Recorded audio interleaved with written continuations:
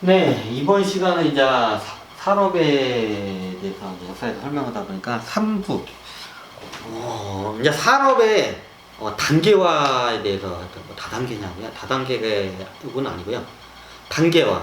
마치 우리가 고층 빌딩과 같다고 보시면 돼요.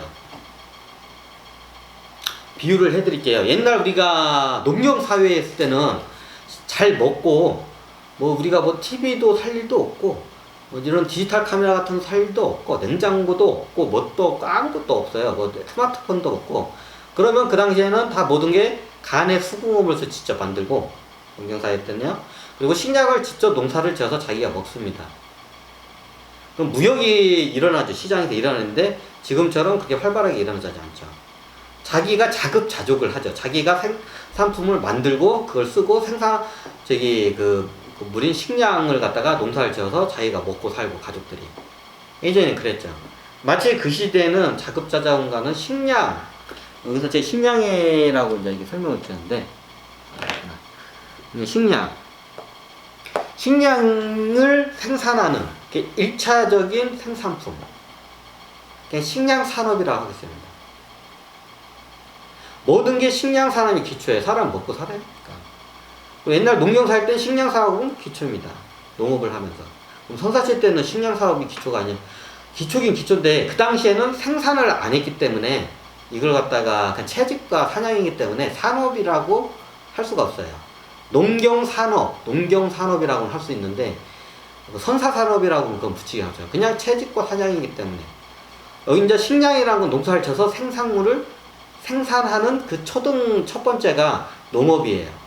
그리고 고기를 생산해. 옛날에는 사냥을 했잖아요. 고기를 어떻게 생산해요? 유목을 해가지고 애들 갖다가 방목을 하면서 고기를 생산해요. 그리고 젖도 먹고 이게 양털도 해요. 이것도 생산이에요. 유목도. 이게 최고 기본적인 1차적인 산업인 식량 생산 산업입니다. 그러니까 식량 산업이라고 하겠습니다. 이게 마치 건물의 1층과 같아요. 그래서 건물의 1층 같이 마치 이렇게 했습니다. 어떻게 보니까 로켓 같기도 하죠. 이제 일부러 로켓하고 이게 미사일이라고 아니 로켓이에요. 로켓하고 이게 건물에 이거 북한에 있는 뭐 그거 같다고 하는 사람도 있고 뭐라고 하는 사람도 있고 북한에도 이렇게 피라미드 모양으로 되어 있죠. 예, 이게 비슷해요. 근데 여기는 그걸 설명하는 게 아니라 이게 단계적으로 어떻게 산업이 발달을 하는지 최대한 제가 짧은 시간에 압축적으로 여러분들 설명드리겠어요. 산업의 단계적인 걸 여러분들 제가 강의를 지금 이게 단편적인 강의로 이게 설명드린다는 건 거의 불가능해요. 하지만 제가 요점을 이게 설명드리고 나중에 주식 분석 종목이나 여러 주식이나 경제 분석을 하는 데 있어서 그걸 중간중간에 이거를 제가 산업에 대해서 이게 소스를 이게 넣어서 이렇게 설명을 드릴 테니까 그때 부차적으로 계속 이해를 하시면 돼요. 여기서 이걸 100% 여러분들한테 설명드린 거는 이거는 겁나게 시간이 오래 걸리기 때문에 이거는 제가 좀 얘기하고 이번 시간에 요점적인 정리 차원으로 여러분들이 받아주시면 감사하겠습니다. 첫 번째, 식량 사업입니다.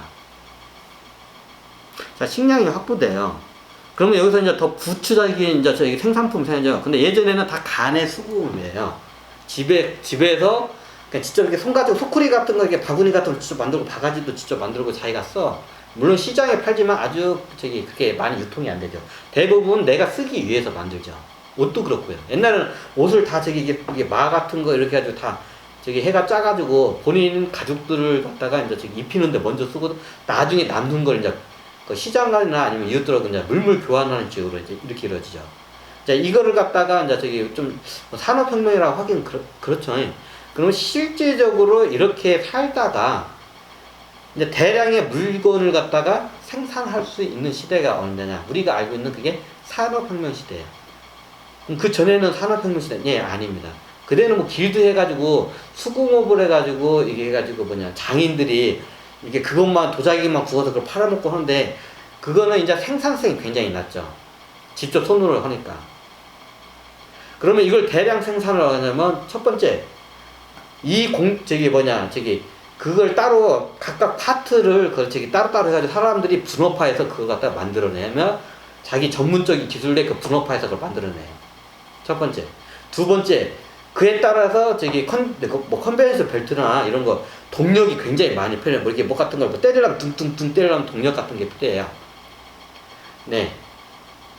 이제 이런 여러 가지 같은 게 맞물려야 대량의 물자를 생산할 수 있는 산업혁명 시대가 이제 발발합니다. 그럼 그게 하려면 어디냐? 에너지 혁명 시대가 일어납니다. 대단위의 저기 대량의 생산품을 생산하려면 그 공장을 돌릴 수 있는 대량의 에너지가 필요합니다. 그 대량의 에너지가 뭐냐? 네, 석탄입니다. 최초로 그게 제대로 이제 그 산업혁명의 그 저기 엔진의 역할을 하는 게 석탄 증기기관 엔진입니다. 엔진의 혁신입니다. 그래서 에너지 혁신이라고 합니다. 엔진 혁신이라고도 에너지 혁신이라고 합니다. 동력을 할 수 있는.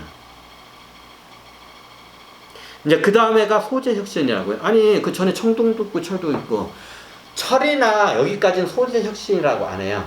이제 그 다음부터 여러 가지 이제 산업이 발달하면서 어떤 물건을 만들기 위해서 이제 그 당시에 처음에는 나무, 목재, 철 요 정도예요.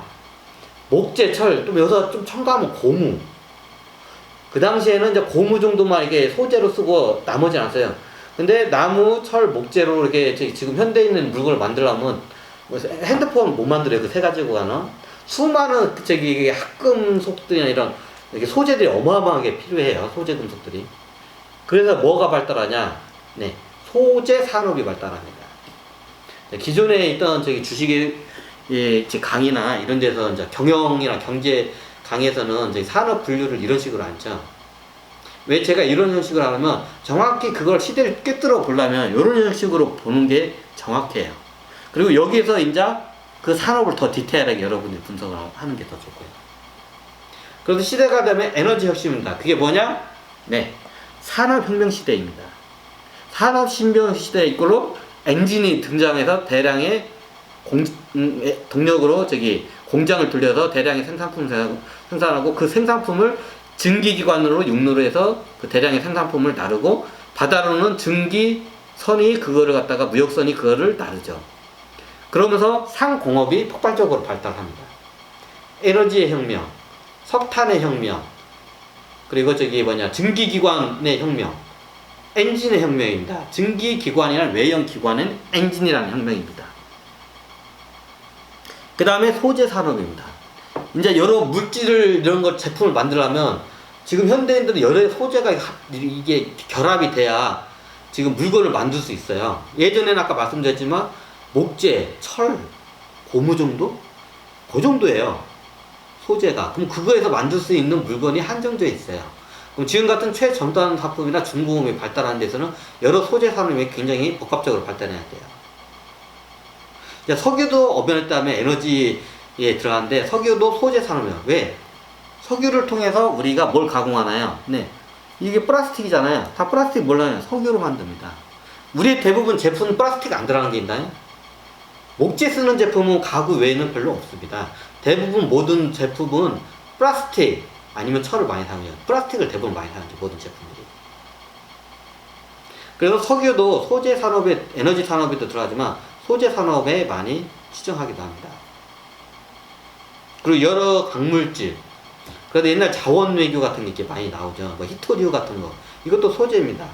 그 소재가 있어야 이 핸드폰, 이게 히토류가 이게 없으면 스마트폰이 옛날 벽돌폰 같은 걸 써야 한다고 하더라고요. 그 금속물질 안 쓰면.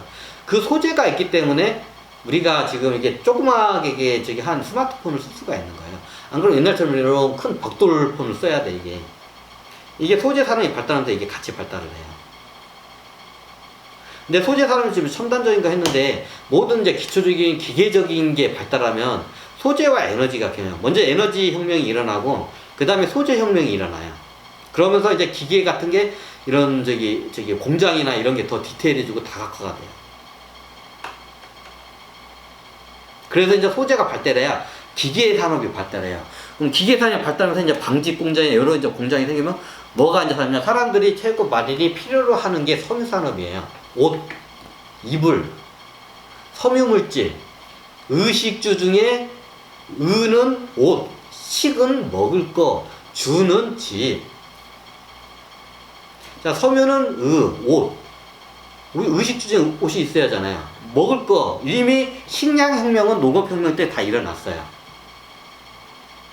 집은 이제 옛날부터 그치였죠. 그 대신 이제 문명이 발달하면서 집이 더 이제 고층화되고 더 이제 하이테크해지죠. 집이라는 거는 이제 건축이라는 거는 엄밀히 의식주 중에 집은 선사시대 때부터 오히려 저기 농경사 이전부터 집이라는 거 있었죠. 움막 같은 거 다 짓고 살았으니까. 이제 그게 시대가 발달하면서 이제 건축 산업이 이제 발달을 한 것 뿐이죠. 굉장히 오래된 사람이죠, 건축. 그래서 석유 산업이 발달을 해요. 그럼 그 전에는 섬유산업, 그때는 가공업이 발달하죠. 자, 여기선 섬유산업 대량의 방직 싸움으로 통해서 옷을 대량으로 생산합니다. 예전에는 옷이 귀했어요. 그래서 옛날에는 옷이 없어서 막 거의 저기 빨개 벗고 다니는 사람도 있었다고 해요. 근데 지금은 안 그렇잖아요. 왜? 옷을 쉽게 생산하기 때문에. 의식 중에 예전에는 옷이 굉장히 비싼 물질인데 지금은 대량으로 생산하니까 옷이 비교적 싸게 구입할 수 있는 상품 중에 하나예요.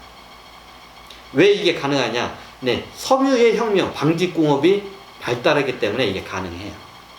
방직산업이라고 하죠. 저는 섬유산업이라고 합니다. 이거. 이 섬유 물질, 옷 만드는 기술.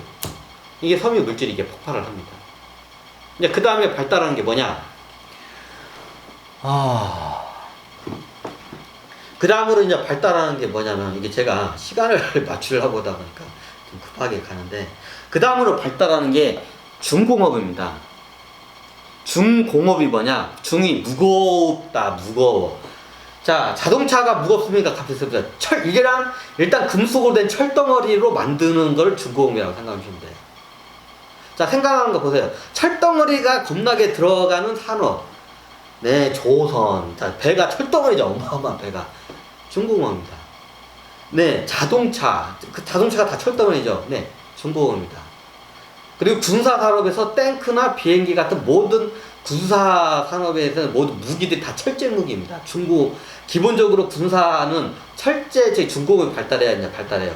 중공업입니다. 군사 관련 이런 무기 제조하는 데도. 철강 생산하는데도, 네, 중공업 맞습니다. 거기도. 철을 생산하기 때문에. 포스코, 중공업 맞습니다.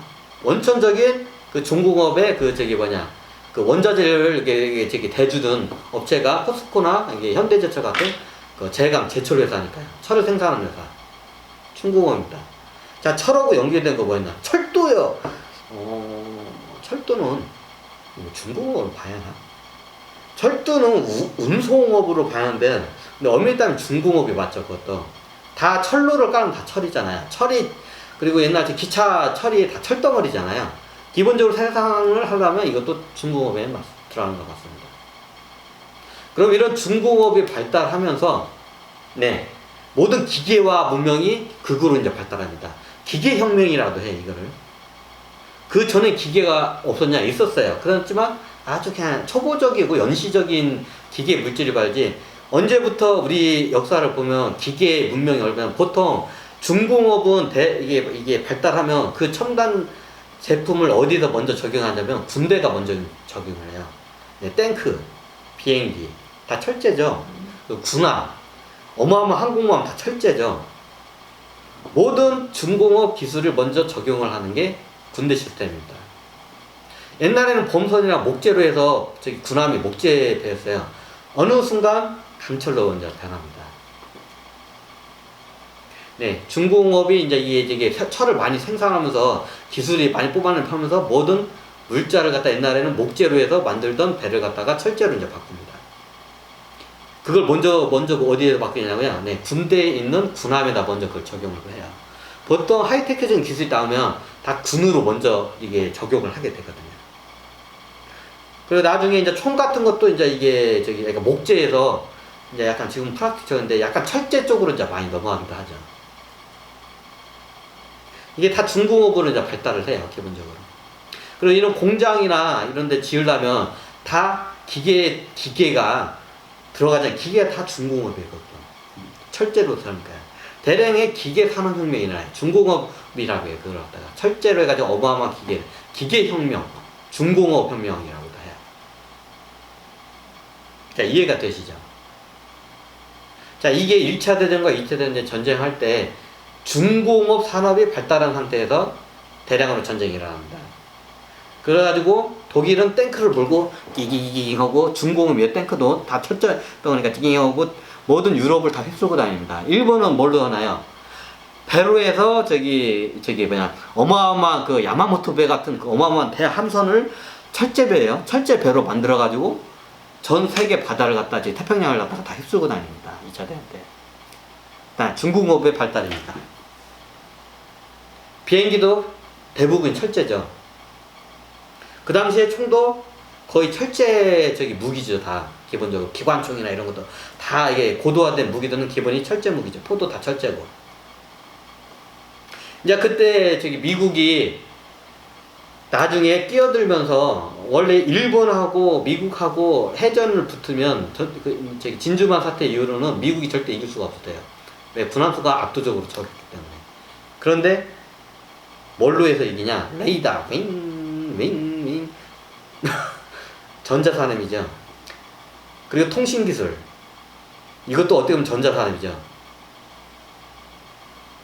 전자산업이 이게 중공업하고 접목이 된 초기화된 전자산업이 2차 대전 때 미국이 그걸 갖다가 군함에다 적용합니다. 레이더 윙 전자산업입니다.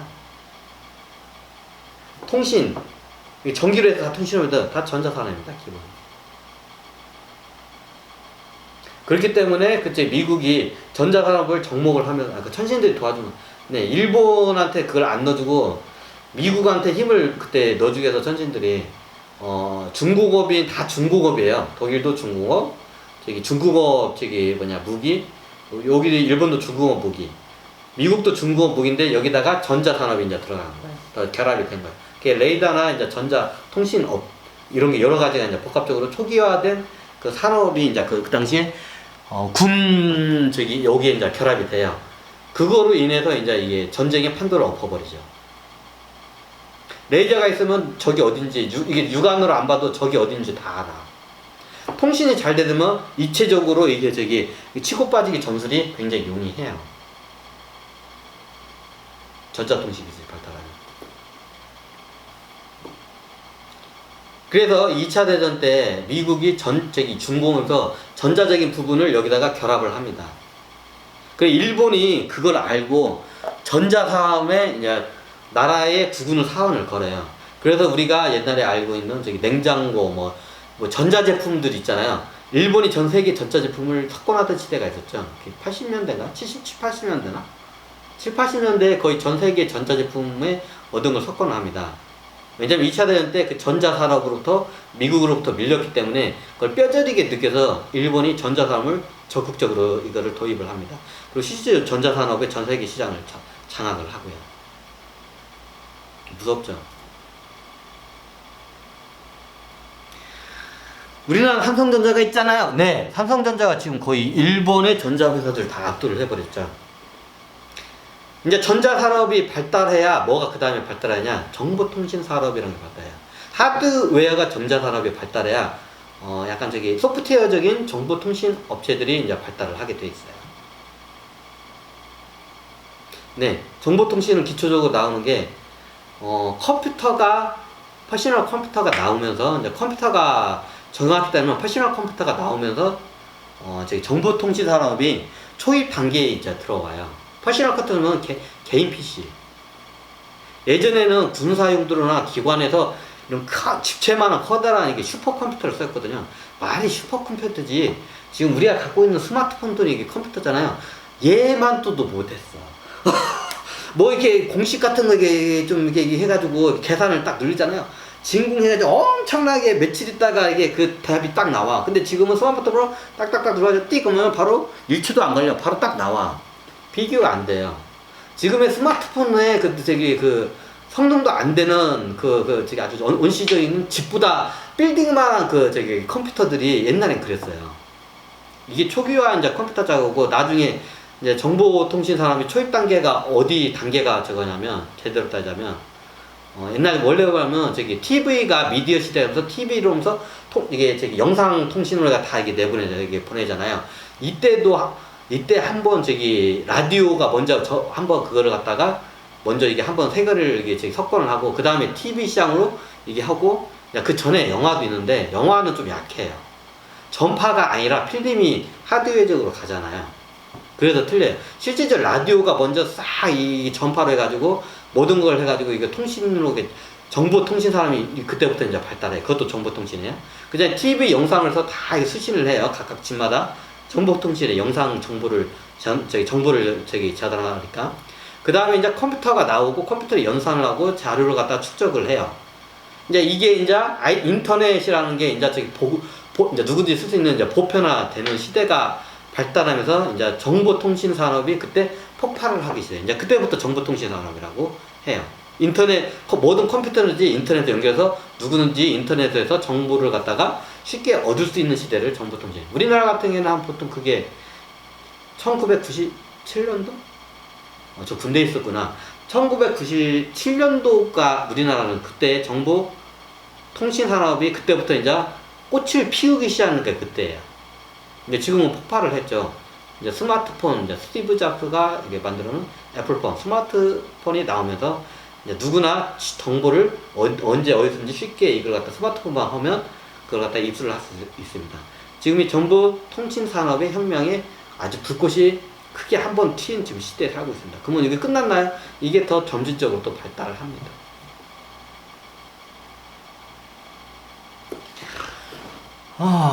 이렇게 산업이 여기까지 발달했어요. 그러면 제가 뒤에 AI 산업, 유전 산업, 우주 산업을 말했어요. 자, 이 시대는 아직 오지 않았습니다. 뭐 AI는 제가 뭐 2세 들고 다니는 뭐 AI하고 해서 쳤다고 해서 뭐 애들이 뭐 그래서 어쩌냐고 뭐 이렇게 말하는데 AI 산업이 들어가게 되면 모든 공장에 사람이 필요 없어요. 그냥 관리자 조금 몇 명 필요해. 그리고 모든 사무실에 회계 업무나 그런 문서 업무를 하는 사람은 필요 없어요. 왜? 컴퓨터 AI가 다 처리하기 때문에 사람이 필요 없어요.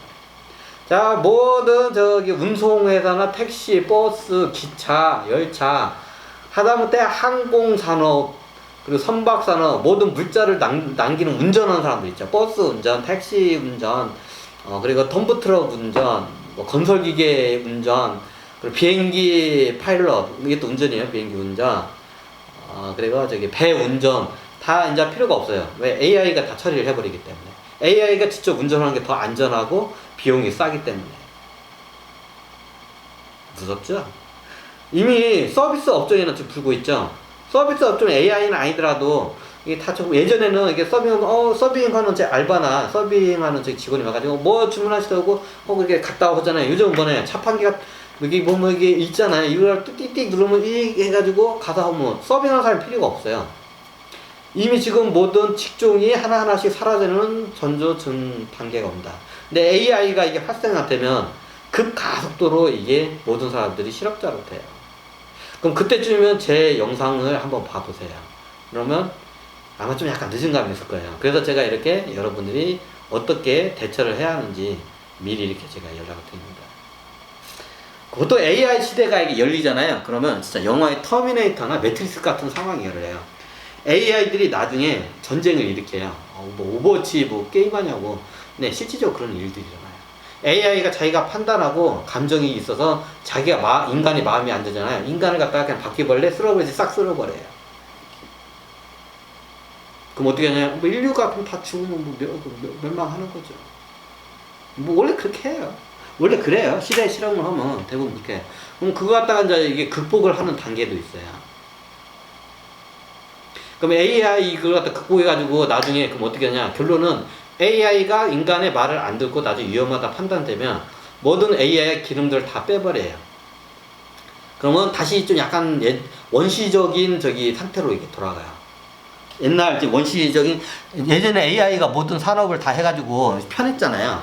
근데 원시적인 산업은 돼요. 옛날에 그러면 잘린 사람도 돼요. 뭐 굶어 죽겠죠, 뭐. 근데 우리 같은 사람은 다 굶어 죽게 돼요. AI 같은 사람은. 그럼 나중에 AI를 갖다가 탄압을 하는 폭동이나 데모가 많이 일어나요. 우리 일자리를 뺏은 AI를 규탄한다! AI 물러가라! AI 만드는 회사는 악마다! AI 회사를 그리고 막 불지르고 테러를 많이 가해요. 그런 일들이 발생해요. 왜? 일자리를 뺏었기 때문에.